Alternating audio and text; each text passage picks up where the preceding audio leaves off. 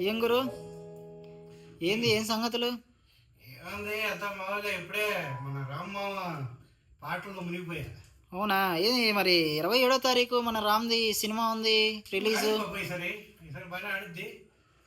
నేను టీజర్ వచ్చినప్పుడు కొంచెం స్కెప్టికల్గా ఉన్నా కానీ ఇప్పుడైతే బాగానే ఉంది. అవునా?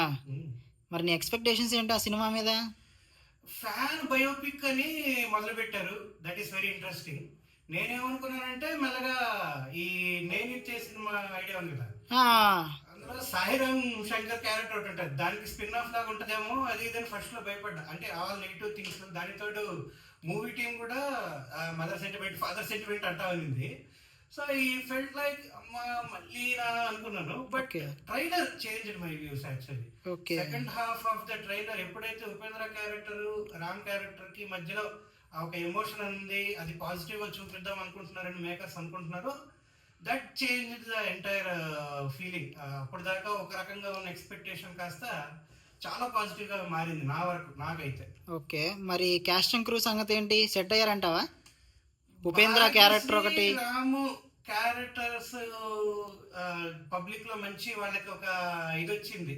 మన అన్న పాట రాస్తేనే జనాలందరూ ఆమె కోసమే రాశాడు చెప్పి పెద్ద పెద్ద అవునవును అది నిజమే. సో సో వాళ్ళిద్దరు పేరు నాకు ట్రైలర్ బట్టి చూస్తేమో అది routine regular boy meets girl love story లానే ఉంది. కానీ నా ఇంట్రెస్టింగ్ పార్ట్ అంతా కూడా ఉపేంద్ర మెయిన్ అతని క్యారెక్టర్ ఎట్లుంటుంది, హీరోకి అతనికి మధ్య డైనమిక్ ఏదైతే ఉంటుందో, అంటే వాళ్ళిద్దరూ కలవకపోయినా వాళ్ళు ట్రైలర్లో కూడా డిస్కస్ చేశారు ఒక ఇమేజ్ని. సూర్యుడు సముద్రం ఏదైతే మన కన్యాకుమారిలో చూస్తామో మనకి ఏదైతే బ్యూటిఫుల్గా అనిపిస్తూ ఉంటుందో దాని ఇమేజ్ని డిస్కస్ చేశారు. అది చాలా బాగా అనిపించింది, బాగా ఆలోచించారు అనిపించింది. Okay, yeah that's the point. So caste అంటే డైరెక్టర్ గురించి మనకు తెలిసిందే, మహేష్ బాబు ఇంతకుముందు మిస్టర్ పోలిశెట్టి తీశాడు, చాలా సక్సెస్ఫుల్ ఫిల్మ్ మేకర్. అంతకుముందు కూడా రాధాకృష్ణ తీశాడు. అవునవునవును. It's okay, I'm positive about it. Okay, మరి ఏంటంటే మన వివేక్ మర్విన్ మంచి పాటలు ఇచ్చారు. ఓకే, మంచి పాటలు ఇచ్చారు. ఎస్పెషల్లీ చిన్నిగుండలో కానీ లేకపోతే నువ్వుంటే చాలు కానీ చాట్ బస్టర్స్ అయిపోయినాయి. కొంచెం ఫస్ట్ షోలో తమిళ వాసన వస్తుంది. ఇట్స్ ఓకే, నడుస్తుంది. పపిషన్ కూడా బాగానే ఉంది. రామ్ కూడా చాలా ఇన్వాల్వ్ అయిపోయి ఉన్నాడు ప్రాజెక్ట్ లో. That's nice. ఈ ప్రమోషనల్ మెటీరియల్ మరి సినిమాకి సంబంధించి వర్కౌట్ అయిందంటావా? ఏంటి మెయిన్ యూఎస్పి నీకు అదే నడుస్తుంది. బయట పాటలు బాగా క్లిక్ అయినాయి. చిన్నగుండలో ఇందాక చెప్పినట్టు జనాలందరూ దాన్ని తెగ హమ్ చేస్తున్నారు. రెండోది వచ్చేసి ట్రైలర్ బాగా అనిపించింది టీజర్ కంటే కూడా. నాకు ట్రైలర్లో ఎస్పెషల్లీ వివేక్ మర్విన్ బీజిఎం కానీ అవన్నీ చాలా బాగా అనిపించాయి.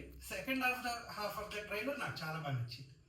సో నాకు తెలిసినంత వరకు ఇంకా మరీ దారుణం అయితే తప్ప ఇది హిట్ కాకుండా పోయే అవకాశం లేదు. ఓకే, అయితే హిట్ అవుతుంది అంటావు?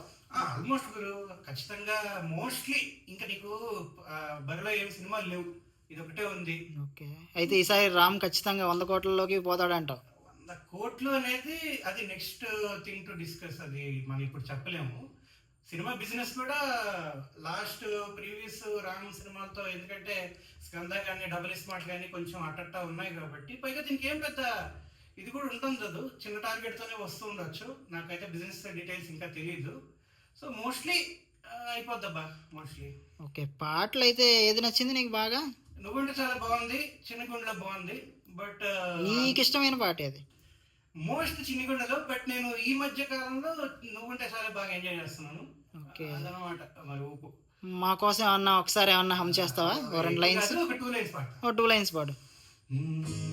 నువ్వుంటే చాలే మాటలతో చెప్పమంటే చెప్పలేని భావమేదో, భాషలకే అందనంది అదేమిటో, కుదురుగా ఉండలేని ఉంటే అదేమిటో, కుదురుగా ఉండలేని ఉంటే.